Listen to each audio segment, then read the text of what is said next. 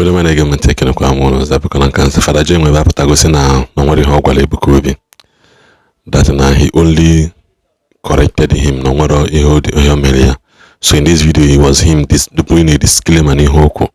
So no amahoro na ya Father J Nwebe kwuo nwere ihe dị ihe dị ya n'ime. So I'm still trying to wonder Father J Nwebe ihe ikwuru dadị ị na-asị na ikwukwazi ka ọ na-asị na ihe ikwuru dị mma. I don't understand. Also, no one mboji sine Ebuka Obi no nwa that he's trying to set in an example to show him that na ini na home muchakwa repercussion, which is again he refused to name any of them. Refused to name any of them. So in this video is for the journey will be all about denying. We deny a lot of things okwu. Deny chaya. So kwa na nwere ku ihe okwu. That no example ka ọ na-enye. That na okutoku maka no kwa na akoze yon na agba egbe that na agbagodi ade egbe no just make a man of God is a complicate okwu and somebody somewhere na say me stop posting.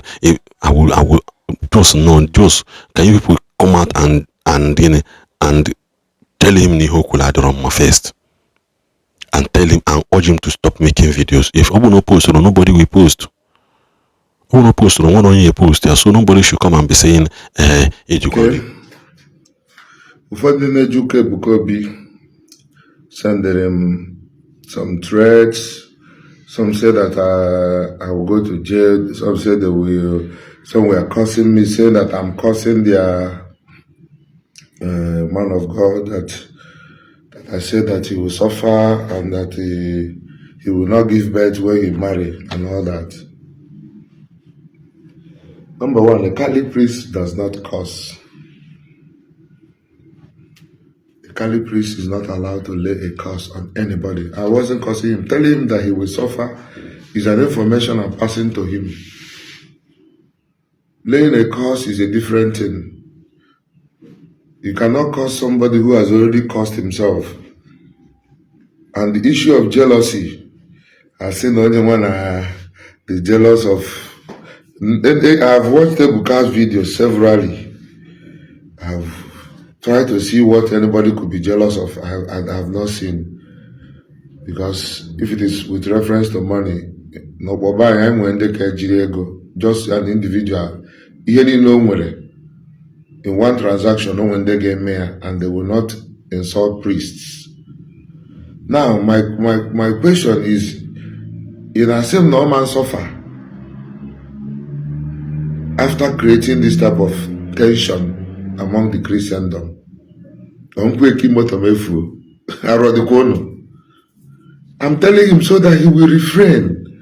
He has opportunity to go back and apologize to the priests, apologize to the church, and do things rightly. No one has a right to set up a ministry in the church without being under a bishop. It's a simple thing.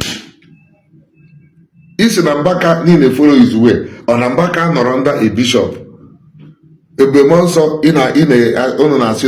is he not under a bishop? How can he now come and announce you, and you are not under any bishop? Okay, let us take this issue one by one. Father Bemonso announced your man, your prophet. Mbaka announced him. Is the word all about him? Whom has he announced? Of course, on Ahozo. On offer for the Bemonsa came with man Bemonsa Elijah. Why didn't he go first and say, God revealed to me Bemonsa is Elijah of our time? But Bemonsa being a man who can stand any civilization. Eh? No more shake. He said what he said. So give him message. How many Sundays have you gone there? How many Sundays have you gone to Sunday Mass to Fukano? He will exalt above the priest. Sunday. To crown it all for your sake. Eat the father Mbaka makịrị gị good etu a gịnị ka ị ga-emezi anyị nwa ọ bụ na Mbaka award anything for you people kedu ihe dịka anyị nwa seminokwa ebe na-akọzi so a na-agwa mmadụ that you will suffer is an information I'm giving to you ịmara ife i withdraw ya sekpuru ana na adoration ground gị yọọ ndị fada mgbaghara because i kwuru arụ Fada Mbaka ụwa niile ebube Igbo ji eje ọgọ bụrụ sọsọ kari chọọchị ka ndị ministri gị jidere torie nke unu kpọrọ Ogechi Njaka jidie onye nke ni akụ nwa nke a sị n'ọwa akụ ife nwa a sị na ka ha na-agba egbe everybody is watching unu nwe egbe gbaa ọma mgbata m ọ ga-agbakwa unu I'm ready for war. I'm not even doing the war. But when you na-eme war, unu na-ekwu, unu na-asa. Gịnị ka na-jealous? Ebuka is kidding. Ị gaghị atụgide asị ruo forever. It's a simple thing. Ihe a na-eje, ndị mmadụ gbakọ si gị mee miracle. Ediri gị mee miracle. Ediri gị.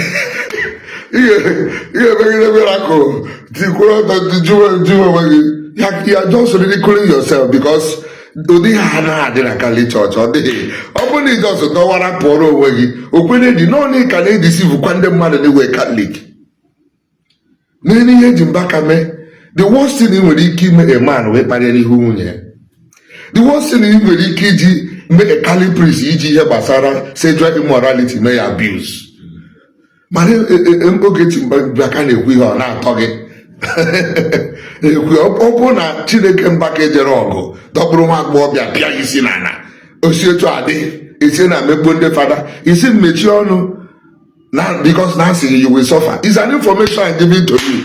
If you like you take it serious, if you like you leave it. Onwere onye fight nzukọ arụ n'afọ nzukọ ga-agwa gị mana mma agwa gị for free na unu ga-agbagbu na unu ga-eme nke a ndị unu mgbe unu kparị Mbaka ọ gbagburu unu kọmeshishi ma ọrụ ndị Owere mgbe unu na-akparị ndị fada ije tụwa asị Lovet aha anyị afụbekwa ruo taa prọfesi aha onwenuro kemgbe eji mara Ebuka Obi onwenuro prọfesi o mere bịara na mmezu Nnamdị Kanụ ga-apụta na nga amamnọnya dewezi m o wee ka ọbụna nda na-arachi redizi Nnamdị Kanụ okpụzie ewe kwukwara nwoke mmadụ kwakpụzie na ihe na-eme alaka ụnụ na ayị mụnwa bụ fada wee bedo ekwurie onwere onye isi dị mma ga-ejekwe ebe a have been watching si kedu ihe mmadụ ga-eme jealous ebe a agụụ ihe na-egbu m ka ọ na ma ịmakwa ihe bụ na Chukwu kpọrọ mmadụ oku Igbo fada kwụrụ ọtọ because na m jụrụ gị kedu ihe jikọrọ fada abụọ nọ n'Enugu na nke Afro na Amako na the fact that n'iburu amụma na nwata nwaanyị ga-ego bịa display chamụ ụlọ egoro ego ma ihe niile mechazi ọkụọ gị afịa ịtọ nọ si nọ ndị fada wee si kedu ihe bụ ya ịtọ nọ n'eme nwa bụ mụnwa jụrụ ajụjụ nọ na adoration ground gị si na ị ga-akpọ onye ukwukwu again ka egosi m ukwu ole onye ukwu aha ka m bịara ka ịgwa m ukwu ole dị na nwa na mụ na Amerịka onye ka m gwara ụnụ ka na-agbagharị ụnụ achọpụtabụ ka nwa na Amerịka ụnụ achọpụtabụ ukwu ole dinere ọ bụrụzi ihe dị gị n'ọnụ ure dibed ihe ajọ mmụọ gbanyeghị n'isi nsị gị na ya asọfa iche na egwuregwu ịmara ihe jebe Enugu until ihe ga-esave you from calamity no amount of billion will save you or ihe ndị a ịma onye amụma na-ekwu okwu semi ọkwa ngwa gị ọ bụrụ ife mecha kụnya onye amụma nwere ike n'ebe dị barren land dry land dust juru ebe a Chineke kpughere osi ikwetere na ebe a dị barren etu enweghị any trace of life ya na in the next 1 month na ihe a ga-epu ebe a and na osisi ga-epulite n'etiti field a dị dry ga-abụ nnukwute osisi ụmụ nnụnụ nke igwe ga-ebịa bere na ya na ọ ga-amị mkpụrụ dị ezigbo ụtọ ndị mmadụ asị ka gịnị ka ị na-akọ ya ọ ga onye amụma ajọ ọfịa na Nnewi si na onye amụma na-adị ka nkụta ọfịa ka ya mma anyị na-ekwu ọdị ụnụ ka anyị naghị ala ọ bụ na ndị fara agwarụ na eziokwu o nwere ga-abụ na Ebuka chiri ụnụ Anybody with right in Igboland to lead people when his brain, the content of his brain is damaged. When you hear the Ebuka, it's just manipulation. Give me AJK. Only a good one a banquet. Ono hapumo. Ono sino ke AJK court. I will lose in a court. I'm a woman can make kube. Nkema. Isha ma. Unu father Abuna, because na me as on the father Hokodo, I put another car for you people. How to me father with decorum, father under authority. Okay, carry me, carry say, carry chop and punish, carry father children noro now practice his ministry on that many rules. Mononian can no rules, lawlessly. Hi, Jesus Christ. Okwe yonu chare mutana apa. Onwe yonu chare mutana raka muwabu fara joy onu noko. This is the simple man. Lawlessly up the couple. This is the chance for this young man to shine. Ojiri ana egwu. Isi ma gbona again. Kick him out. Any chance. Can you perform or bring out what is in you? He put a sin that cover hands, I say, we are not talking. Like, go and win the monopoly of you go try to, Ebuka Obi should be afraid to display certain content. Government is here and another place, a bochie baffle. As soon as to the two childish, when you see the man want to do this, he will die if you drive that car. One native doctor amanku I want to go there say aboli man only an ato na free na kuo na to riri man ko na natana Jesus Christ arodu bono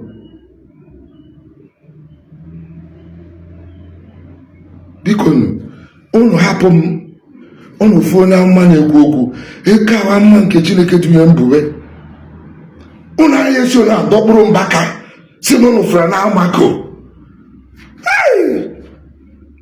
afuze mbaka na amako no fra na amako no jealousy for staging rubbish eso no Diego billion 12 billion okay the 200 billion Obi Jackson single-handedly estate $1 billion estate in Okija where Noria Obi Jackson Obura mma webutie ara de rono when he jikoro money and prophecy is onye Chineke ziri ozi obiazie and them mad for the good of the people and for the glory of God. Ichi ego debe ego gị iche from prophecy pụta ka anyị consult with God ka anyị mara onye nụrụ God clearer.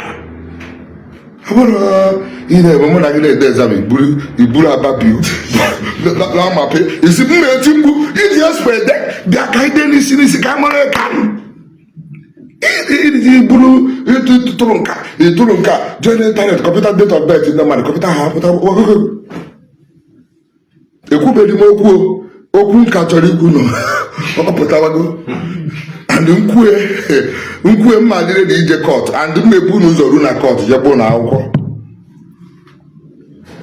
so agwụ na okwu na-eme ihe fada gwara unu ọ bụrụ fada kwuo brọda kwuo unu ewere nke brọda ịmasịkwa na ịbụ Catholic onye